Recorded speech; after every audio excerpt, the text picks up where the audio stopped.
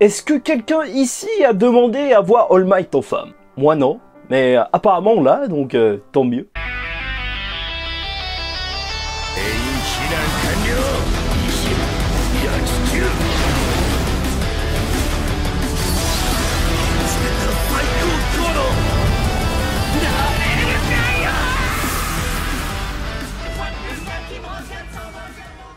Mesdames et messieurs, ici Charles et on se retrouve aujourd'hui pour la review du chapitre 328 de My Hero Academia, Connecté. Enfin, bref, c'est vrai que c'est un titre assez mystérieux, mais qui va parfaitement avec le thème du chapitre. Et c'est vrai qu'Horikoshi nous a lâché une bombe. Déjà qu'on sort d'une guerre, là, franchement, moi je suis toujours pas remis de la guerre. Je sais pas comment les élèves ont appris la mort de Midnight. Et là, ça y est, ça va repartir dans 3 jours. Mais c'est trop. Ou est-ce que ce sera vraiment dans 3 jours? On va en parler, t'inquiète pas. Bon, bref, de toute façon, ce chapitre, il va s'ouvrir. On va essayer d'aller assez vite parce qu'il y a énormément de choses à dire sur, il y a un mois, Tartarus, donc la prison anti-alter de haute sécurité, où justement, il y a eu tout le grabuge. Et on suit justement l'aventure de Stain, qui a été sorti de prison. Et directement, dès qu'il est sorti, il a tué un vilain, mais directement, tu vois, un vilain en plus qui voulait faire qui voulait chercher des femmes et tout. Franchement, il était glauque ce mec. Donc je dis pas que c'est bien, je dis pas que c'est, enfin bref, de toute façon, on n'est pas là pour ce genre de débat. Mais bon, c'est vrai, ça m'a fumé. Il a même pas regardé. Bon, bref, il comprend rien à ce qui est en train d'arriver. Il veut juste des informations parce que il y a rien qui rentre à l'intérieur de Tartarus. Et c'est là qu'il va trouver un garde qui est au bord de la mort et avec l'enregistreur justement qu'il a donné par la suite à All Might, et il a remarqué qu'il le tenait vraiment comme si c'était son gosse. Il le tenait super fort et tout, il voulait vraiment pas le lâcher et il a dit absolument il faut pas que ça aille à l'Alliance des Vilains, à Shigaraki ou à n'importe qui d'autre. Il doit le donner à une personne juste. Et de toute façon on connaît Stain, il n'y a pas de mystère, la seule personne qu'il trouve digne c'est All Might. Et peut-être un petit peu des coups, mais bon bref. Et c'est vrai que c'était sûr à partir de ce moment là que Stain il allait respecter cette volonté, parce que s'il y a bien une chose qu'on sait de Stain, malgré son penchant psychopathe tueur de héros, c'est qu'il est vraiment admiratif de l'héroïsme. Et là, voir quelqu'un donner sa vie juste pour aider les héros, alors c'est quelque chose qu'il respecte énormément. Et je pense que c'est un truc qu'on peut apprécier chez un personnage qu'on n'aime pas, enfin qui est vilain, c'est enfin vilain pas moche, tu vois, vilain méchant, c'est que en fait les personnages avec des codes moraux comme ça, moi je les aime bien, tu vois, mais tant que tu te tiens à tes codes, je peux te détester, hein, tu peux mourir. Mais c'est drôle, je te respecte. D'ailleurs, ce sera vraiment très bizarre tout ce passage parce qu'il va l'appeler par son nom, Kaguro, et lui demander si c'est un monstre ou un humain. Et c'est vrai que c'est assez mystérieux. Et là, il va nous lâcher une phrase qui est pleine de sens et que peut-être j'ai pas entièrement capté, donc n'hésitez pas à me le dire. De toute façon, je vais relire le chapitre en français une fois qu'il sera sorti. Mais voilà, il dit en gros que ceux qui s'efforcent pour un monde complètement juste, ce sont eux les monstres. Et donc, peut-être qu'il critique le fait de vouloir une société parfaite et... dans un sens, ça semble totalement logique et je sens que ça va se retrouver sur la page Wikipédia du personnage, hein, tu sais très bien. Stain y aura écrit cette citation en dessous du perso parce que c'est comme ça. Le dessin il est magnifique, bien sûr, son menton il devient de plus en plus énorme. Et petit truc au passage, avant de parler d'autre chose, c'est vrai qu'on peut penser que le père de Seiji Shishikura, bah, il est mort parce que pour l'instant, on n'a aucune nouvelle de garde qui est resté vivant. Bon, bref, puis on voit All for One, donc... tu vois, lui, c'est un vrai monstre, donc transition toute trouvée. Parce que c'est vrai que pour Stain, il a la conviction que pour faire du bien à ce monde, bah, il faut passer par le chemin de la mort. Et en soi, enfin pas mourir, mais peut-être tuer, tu vois, comme lui. Mais en soi, oui, donc c'est All Might qui est le seul à pouvoir gérer ça, puisque c'est lui qui a commencé tout ça, qui a lancé toute cette société héroïque, qui s'est modelé un petit peu à son image, et peut-être un peu trop en cachant tout ce qui allait pas. Enfin bref, je trouve ça très intéressant, parce que Stain, en fait, tu le vois, c'est un fanatique d'All Might, mais vraiment, terme fanatique, c'est vraiment un terme qui lui correspond parfaitement, et je pense que son développement, plus tard, il pourrait aller justement par le fait d'avoir un petit peu plus confiance en cette nouvelle génération, aux gens, apprendre qu'ils peuvent faire des erreurs et devenir meilleurs par la suite. Genre une rencontre encore une nouvelle fois avec Ida, ce serait pas mal de montrer que en fait grâce à ça, grâce à toute l'histoire avec Stain, bah en soi il s'est remis en question et tout, il recherchera plus jamais la vengeance et tout. Franchement je trouve ça super intéressant le personnage de Stain, parce que avec ce qu'on a là, où on apprend que, tu vois, la jeune génération, elle essaye d'effacer les erreurs du passé, enfin de ne pas les reproduire, bah là, c'est pas mal un personnage qui, justement, ne pardonne pas à l'ancienne génération pour ses erreurs. De voir ça et de peut-être essayer de convaincre Stein, ce serait hautement symbolique. Mais bon, reste à voir si son fanatisme envers les vrais héros, le vrai All Might, il s'est un peu brisé après l'avoir vu, qu'il se sentait un petit peu nul devant la statue et tout.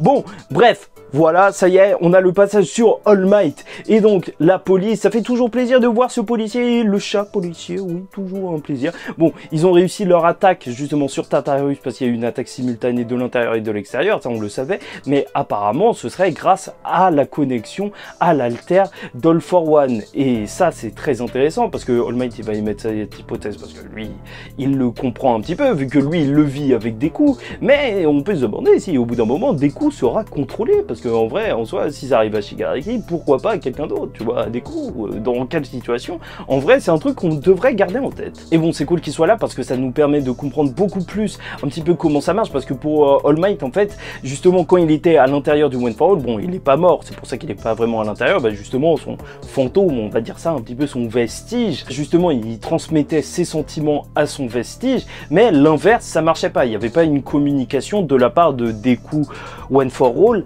à All Might, mais juste de All Might à Deku. Et c'est vrai qu'on se posait la question, est-ce que All Might va avoir un pouvoir ou un autre truc comme ça pour pouvoir justement combattre les vilains? Bah là, voilà, ça y est, son futur alter, c'est le téléphone Deku. Peut-être bien. Surtout qu'en fait, il a réussi à communiquer directement avec son vestige, enfin ressentir les émotions de son vestige par rapport au fait que Deku, il était un petit peu HS et il était en train de parler justement dans l'autre dimension à tous les anciens porteurs du One for All. Donc voilà, ça a été renforcé par le fait qu'il pouvait toucher Deku à ce moment-là, et ça c'est intéressant, il faut le garder en tête, mais peut-être que ça peut devenir plus fort.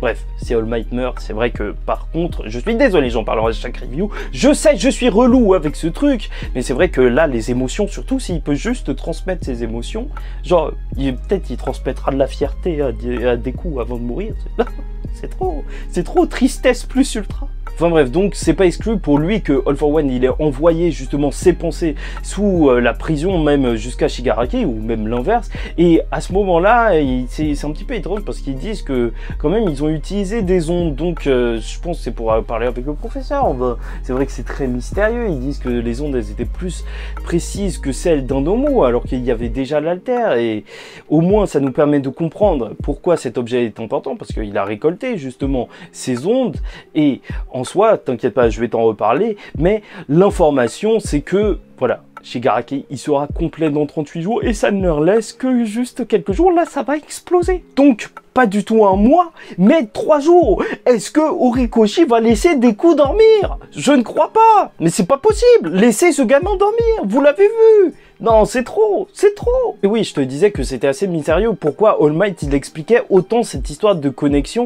Et c'est vrai qu'on peut se demander si le traître aurait pas aidé Shigaraki et All for One, justement, à entrer en contact. Enfin, ce serait super bizarre. Mais voilà, je veux juste que tu gardes ça en tête parce que c'est vrai que c'est très mystérieux. Quand il y a trop d'explications comme ça, c'est qu'il y a anguille sous roche ou peut-être même que le docteur, en fait, il a mis une partie du corps d'All for One dans Shigaraki. Et voilà, un petit peu en mode cellule Hashirama ou une puce 5G Bluetooth pour que maintenant il ait même plus besoin de le toucher pour communiquer ou en tout cas le contrôler comme ça. Peut-être bien, peut-être bien. Je ne suis là que pour formuler des hypothèses stupides. Bref, en tout cas, à l'international, ils ont bien reçu et encore heureux. Ça fait depuis longtemps qu'on attendait les retours sur ça, la demande des héros et ils peuvent pas non plus refuser la demande de All Might, All Might, bien sûr, avec Endeavor et aussi Hawks. Et en fait, par contre, ils ont un petit peu de problème parce que déjà, il faut que les héros y veulent et en plus, il y a aussi surtout l'équilibre de la société à réguler parce que chacun a normalement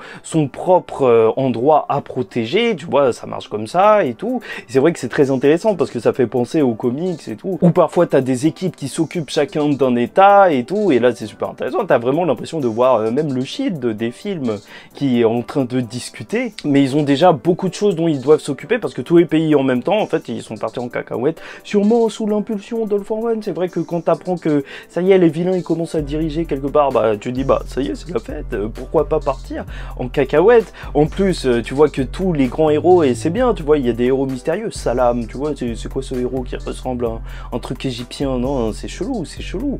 Ou même Big Red Dot, aussi le lion, ils veulent intervenir, sauf que voilà, leurs dirigeants, ils veulent pas trop. Sauf qu'il y a une personne qui est allée, parce qu'elle est vraiment impatiente, et elle a raison, et c'est l'élève d'All Might, et franchement, qui aurait pu s'attendre à ça? Deku en waifu, enfin une waifu pour Deku surtout, parce que si elle ressemble à All Might en femme, peut-être que ça va donner des idées à Deku. Franchement, je suis triste pour Ochako, tout de suite. Mais bon, numéro 1 des héros aux États-Unis, en Amérique, c'est juste énorme. Enfin, il y a écrit Amérique, donc ça se trouve que c'est pas juste les États-Unis. Et en plus, tu la vois qui se balade sur un avion, comme ça, c'est juste n'importe quoi. Elle doit sûrement venir aussi avec une petite équipe dans l'avion, quand même. Mais ça se voit elle doit être juste énorme. En plus, c'est ça que j'aime beaucoup avec Horikoshi, c'est que, tu vois, quand il montre des femmes puissantes, bah, tu vois, musclées et tout, bah, il le fait, tu vois, il y va pas à moitié, juste, oui, j'ai 3 abdos et j'arrive à porter un building. Non, non, c'est pas grave. Bien sûr, elle est massive. Bien sûr, elle porte des immeubles. Enfin, je sais pas si elle porte des immeubles, mais elle se balade sur des avions, pas en avion, sur des avions. Enfin bref, franchement, c'est déjà super intéressant d'encore voir un proche d'All Might. À chaque fois, ça rajoute un petit peu à sa légende à All Might qui est parti s'entraîner aux États-Unis. En fait, il a eu un petit élève en même temps, ou peut-être une fille. C'est bizarre, elle lui ressemble beaucoup. Ou peut-être pas. C'est vrai que c'est bizarre qu'il cache des gens de son entourage comme ça. Enfin, j'ai vu beaucoup de personnes qui se posaient des questions par rapport à ça. Pour moi, je trouve ça tout à fait logique. Après ce qui s'est passé avec Nana Shimura, tu vois, il doit connaître toute l'histoire, que son mari s'est fait tuer et tout. C'est vrai qu'à partir de là, tu préfères te dire que vaut mieux pas trop parler de tous les gens que je connais, que j'aime bien. Elle a un nom de héros qui fait très américain, Stars and Stripes. Et franchement, ça va être une dinguerie, hein, et je trouve ça vraiment intéressant parce que, voilà, il faut le dire, All Might, il n'a pas géré pour l'enseignement de Deku, tu vois, il a dû passer par Grand Torino parce qu'il captait rien avec All Might. Mais le problème, c'était que, voilà, Grand Torino, il avait dit, All Might, lui, c'est un génie, il captait tout direct, donc peut-être que elle, vu sa dégaine, elle aussi, elle a l'air d'être géniale, mais dans le sens, un génie, tu vois. Donc peut-être que là, ce serait la vraie élève d'All Might, tu vois, quelqu'un qui l'aurait pu vraiment bien entraîner, parce que elle capterait mieux que Deku dans la manière qu'All Might a d'apprendre, enfin, a d'enseigner, parce que bien sûr, hein, ce n'est pas de la faute de l'élève dans certains cas. Deku, je l'ai trouvé chevronné, hein, c'est juste que, voilà, je pense que c'était pas adapté à lui, et là, je pense qu'on est face à quand même une vraie élève, très hâte de voir ces deux élèves de All Might. Et bien sûr, là, on peut se poser des questions, qu'est-ce qui va vraiment arriver dans 3 jours? Est-ce qu'il y aura vraiment la fin du manga dans 3 jours? Non, je ne pense pas, et en plus, on sait pas vraiment où ils en sont, parce que c'est vrai que c'était bizarre, parce que les infos de la police scientifique, enfin quand ils avaient recherché et tout, pour eux c'était plus dans 1 mois que ce serait complet, mais peut-être que dans 3 jours en fait, le seul truc qui sera complet, c'est que All for One, il puisse contrôler Shigaraki. Et là, tu vois, déjà rien que ça, c'est grave. Mais tu vois, voilà, gardons cette ambivalence parce que c'est vrai que c'est bizarre qu'ils aient eu des faux, enfin, après toutes les recherches, des fausses informations, mais peut-être bien. Et dans tous les cas, je vous avoue que pour moi, en fait, ce sera pas du tout le dernier assaut. Enfin, l'assaut, il peut pas se conclure là. Ce sera sûrement un truc où All for One, il va mourir pour de bon, où Shigaraki, il prendra sûrement le pas sur All for One. Et je l'espère qu'il puisse se libérer. My Villain Academia 2, oui ou non? Oui ou non? Bon, on sait que ce sera non, parce que vu comment ça se passe, vu l'adaptation, bah, tu sens que de toute façon, tout le staff, il doit être en mode non, non, non, non, les vilains, c'était bien une fois, là, le refait pas. Donc, franchement, ça va être une dinguerie. En plus, il y a aussi la possibilité que ce soit un piège. Et ça, c'est un gros truc, parce que, en soi, tenez-vous bien, bah, c'est vrai en fait.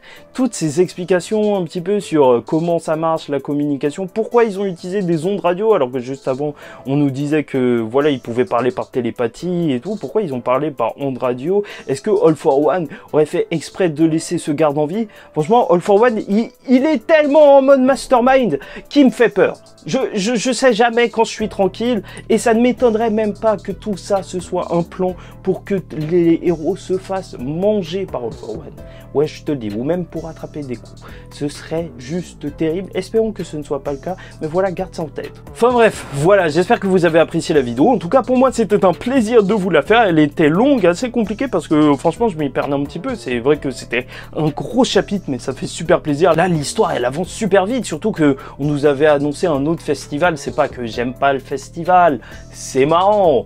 Mais là, c'est sûr que c'est des bails qui m'intéressent beaucoup plus, donc je suis hyper hypé. N'hésitez pas à liker ou disliker la vidéo si ça vous a pas plu, vous abonner, bon, n'hésitez pas à commenter, donnez-moi votre avis sur ce chapitre, parce que franchement, il y avait plein de trucs, ça se trouve que vous aurez mieux compris que moi. De toute façon, je le relirai d'ici là, j'ai créé un edit dans les commentaires si besoin, et je pense que de toute façon, il y aura toujours des gens plus vifs que moi.